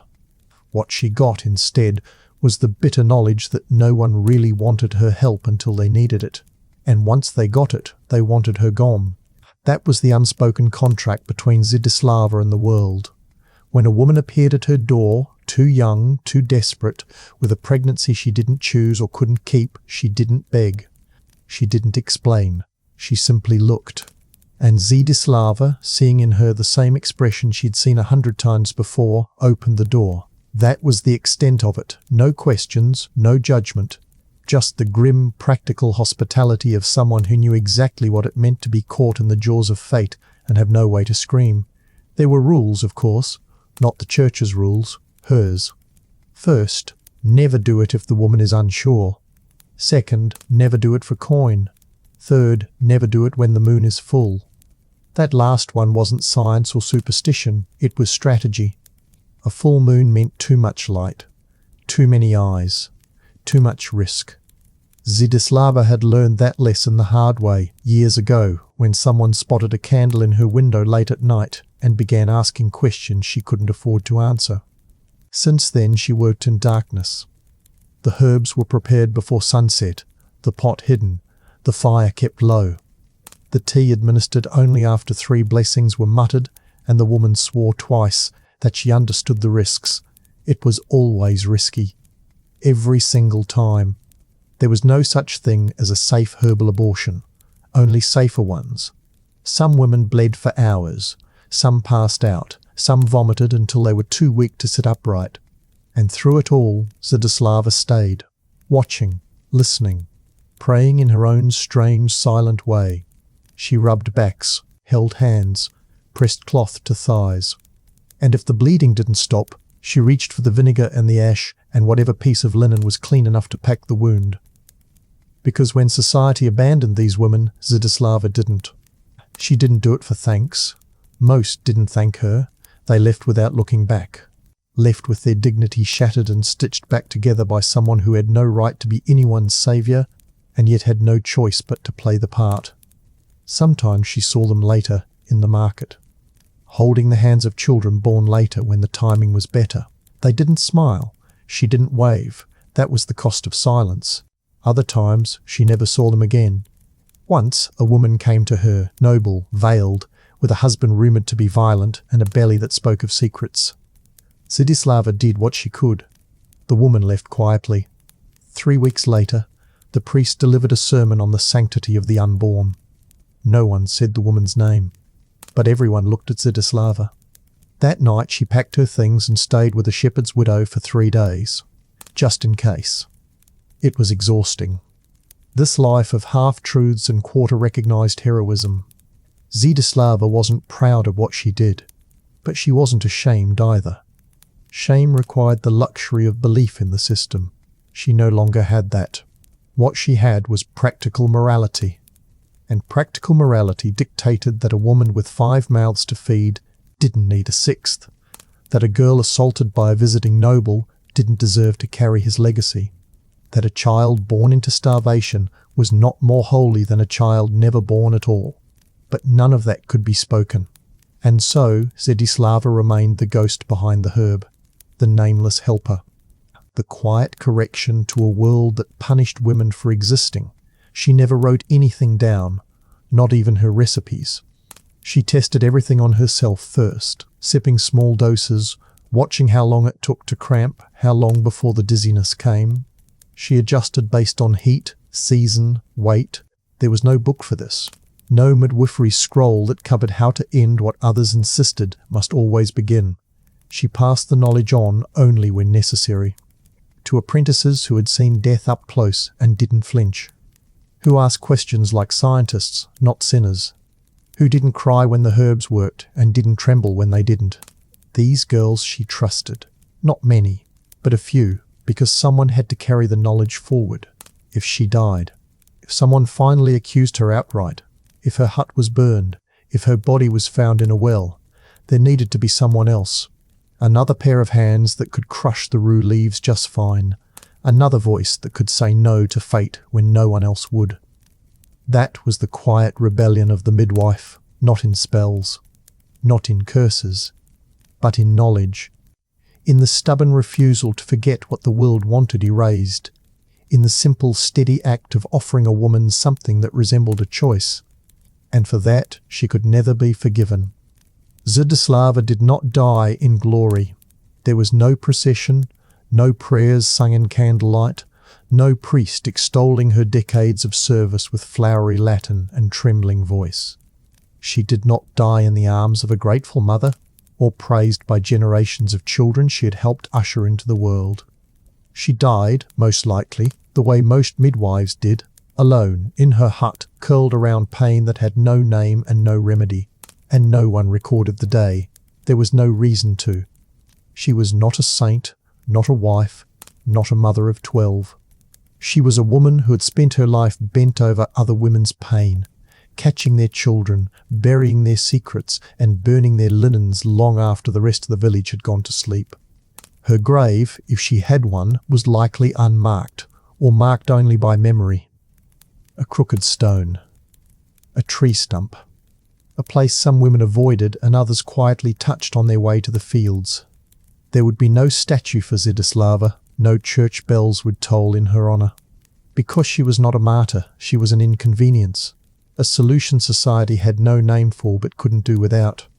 A contradiction that lived too long in a world too afraid to say what she really was, the one person standing between a woman and death, and sometimes between a woman and the life she didn't choose.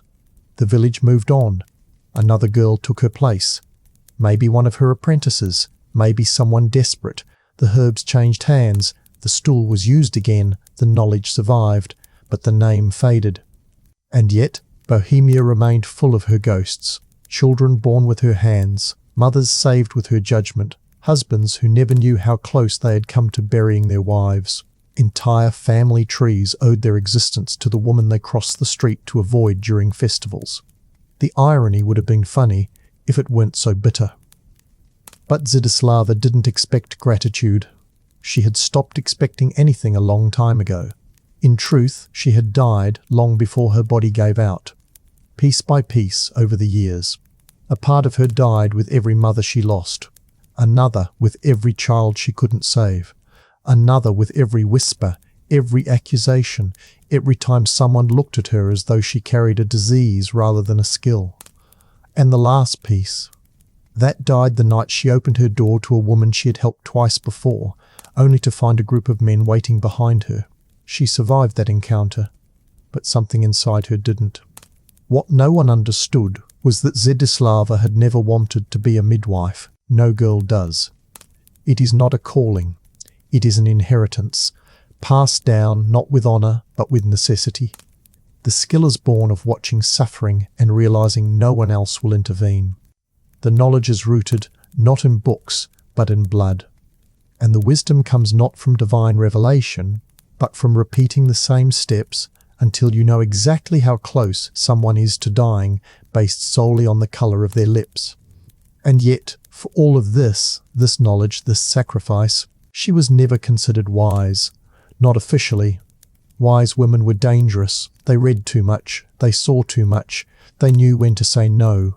And that made them witches. So she lived carefully. She moved quietly. She taught only what must be taught, and only when necessary. She smiled only when alone, because smiling in public invited suspicion. And she kept her prayers to herself, because a midwife who speaks to God is suspicious. But one who listens too closely is worse. When the church wrote about birth, they used words like miracle, gift, blessing. Zdislava used words like rupture, tear, hemorrhage, and between them stood a truth too painful to be spoken, that every birth carried risk and every risk carried a name, her name. And when she finally died, she took hundreds of names with her. There would be no chronicles written, no parchment bearing her story. The scribes in the monasteries didn't record the midwives. They recorded kings, saints, and deaths in war. But Zdislava had fought wars too, wars with blood and screaming and tools so simple they barely qualified as tools at all. Her victories were small, fragile, and breathing. Her defeats were buried without ceremony. No one would carve that into stone. But the women knew, not all of them, but some. The ones who had seen her work. The ones who had seen death step into the room and watched Zdislava step in front of it. The ones who had heard her whisper over a dying child, not out of duty, but because no one else would speak the words. Those women did not say her name out loud, but they remembered it quietly. In their bones, in their breath, in the way they folded cloths or cleaned herbs or held their daughters when labour began. And that, more than any hymn or sermon, was her legacy. So, what was it really like to be a midwife in medieval Bohemia? It was like walking a tightrope between reverence and revulsion. It was being needed and never wanted. It was saving lives no one would acknowledge and carrying guilt that wasn't yours. It was standing in the middle of a burning building, handed a newborn and told to smile while the walls collapsed. It was being the first to touch life, the last to touch death, and the one left behind when both moved on. And it was doing it anyway, because someone had to.